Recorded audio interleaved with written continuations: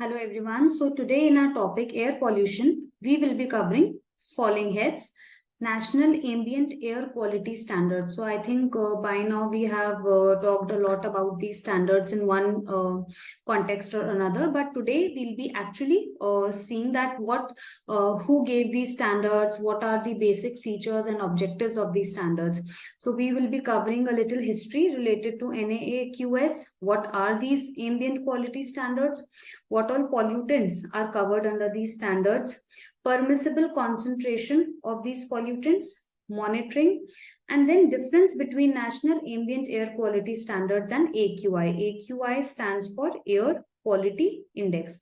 So what you read in the newspaper is actually Air Quality Index. So at times there is a lot of confusion between what is AQI, which pollutant is considered under NAAQS and AQI. So that we will be talking about today.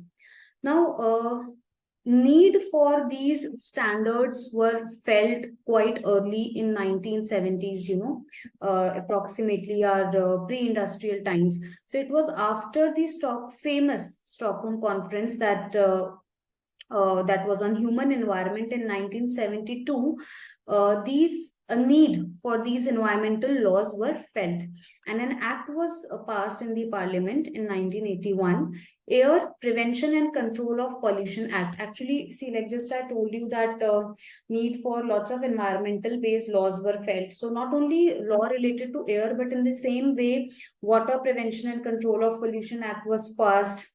Noise Prevention and Control of Pollution Act was passed.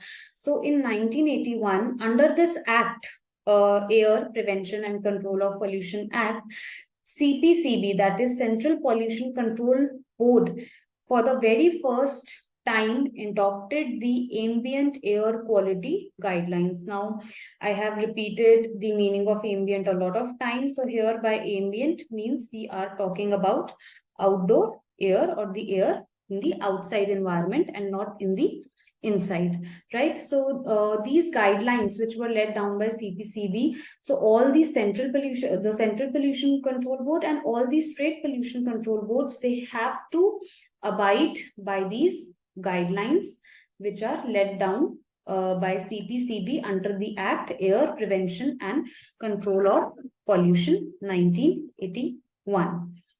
Now, what are these National Ambient Air Quality Standards? Now, these are the set standards for the quality of air that determines the quality of air, right? And these standards were announced by the CPCB in November 2009. So we can actually categorize them into two types of standards: primary and secondary.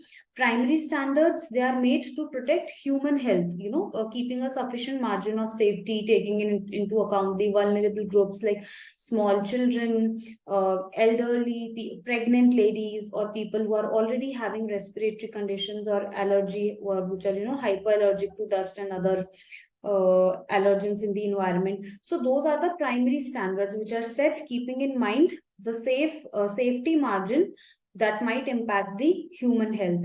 And then we have secondary standards. Secondary standards are created to guard any predicted negative impact on the environment as a whole, on the public welfare, property damage. We can take the famous example of Taj Mahal.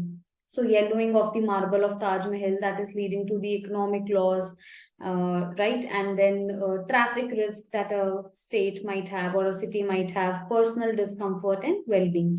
So all these sets the agenda under the secondary standards. Now, what all pollutants are covered in National Ambient Air Quality Standards? So total of 12 pollutants are there.